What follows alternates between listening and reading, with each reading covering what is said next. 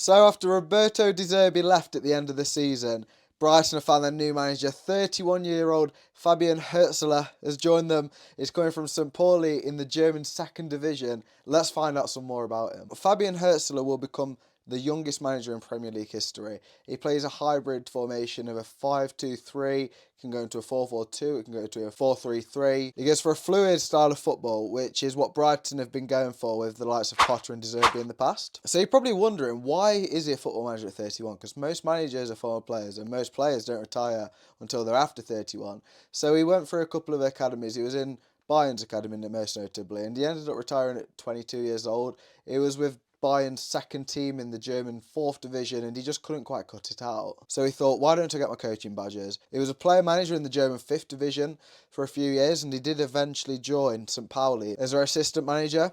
And then midway through the 2022-23 season, he ended up becoming their head coach. And he hit the ground running. He got 10 wins in a row. All he did was implement a few changes. He made the training a bit more intense. He drilled the players on pressing structure and attacking structure a bit more, and it worked so well. And this season just gone, he's won the league with them. And from the sounds of it, he wasn't Brighton's first choice. There was a couple of other managers which they were going for. Graham Potter was touted as coming back to the club.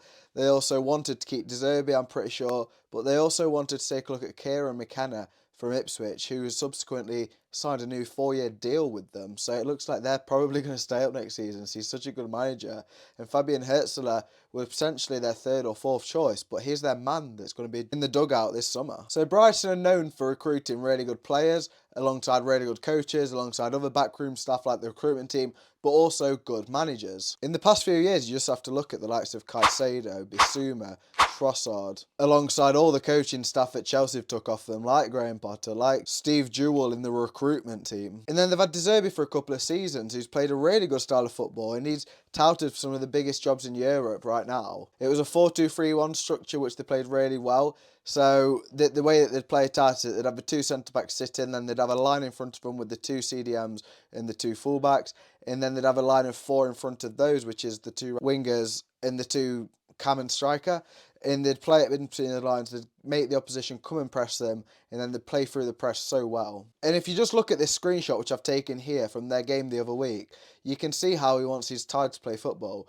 They've got 3 men in the box, they've got a couple of men who's already made runs and are recovering on the right wing. They've got the left-footed player crossing it in with an in-swinging ball. They've got 2 midfielders holding just in case a counter-attack happens from the opposition. They get men forward and they attack quickly. As far as shape goes, it's normally a 5-2-3 in defence. So if they lose possession, they'll press really intensely. They'll try and get the ball as quick as they can. If that doesn't work out, they end up retreating into a really compact 5-2-3 structure.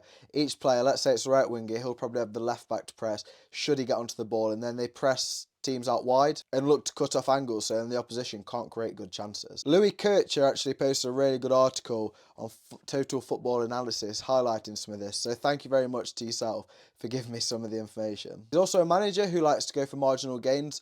One notably this season has been set pieces, so he's come up with a lot of corner tactics and free kick tactics, which has already signed some crucial goals and some crucial points, which has seen them win the league. And the squad on paper isn't necessarily one which should have been getting promoted this season. He's got the best out of players like Jackson Irvine, who I remember back in his home Burton days. Marcel Hartel, who's always been regarded as a decent player in Germany, has got over 10 goals and 10 assists this season. So the fact is, from Brighton's point of view, he looks really appealing. He's a young, progressive manager. He plays a clear philosophy. He brings the best out of the squad which he's given, and he looks for marginal gains. There's so many things to like.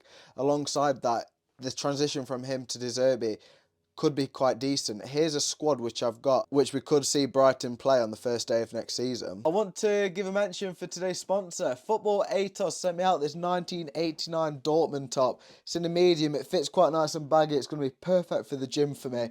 I was looking through their extensive range on the website, and they've got hundreds of replica authentic shirts, and I decided to go for this one. You can choose the sizing, you can choose lettering and or numbering, you can get a speedy delivery, and I'm really impressed with the quality. Use Toby10 at checkout, the link is in the description. Now obviously the likelihood is that a couple of these players could potentially leave and a couple more could be signed. I've also missed out a couple of players just due to this formation, but I think if you look at that, the front three of Mitoma, João Pedro and Adingra is so strong.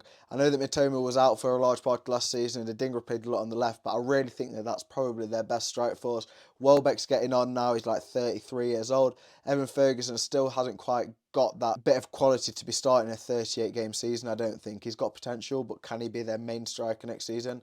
When they've got João Pedro, I'm not too sure. They've got two really good fullbacks there. Tariq Lamptey has been really good in the Premier League for a few seasons now. I feel like as a wing-back, that's when you get the best out of him. I remember when Graham Potter was there playing the 5-back, Lamptey was on fire. I think that back three works really well as well. Igor's played at left-back at times this season.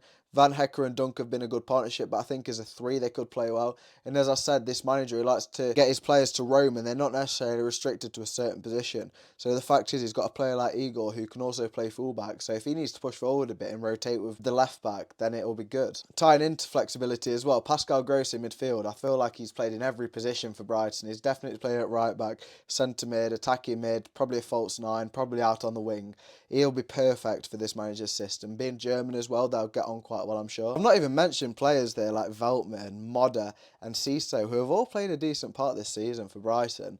I think this manager, 31 years old, it's going to be a lot of pressure for him coming into the Premier League. He's got good support at Brighton, and I'm sure that he'll do okay. So what do you guys think of the appointment of Fabian Hurzeler at Brighton? Let me know down in the comments. Is he going to do as well as De Zerbi did and before his time Potter? You'll have to let me know. I'm not sure how it's going to go, to be honest. I feel like it's going to be such a high pressure job for him. I feel like his tactics are so clear to see. I think there's potential there. But it's going to be a difficult transition for him going from St Pauli in the German second division to a mid-table club in the Premier League. I look forward to catching you guys in the next one. Have a good rest of your day and I'll see you next time.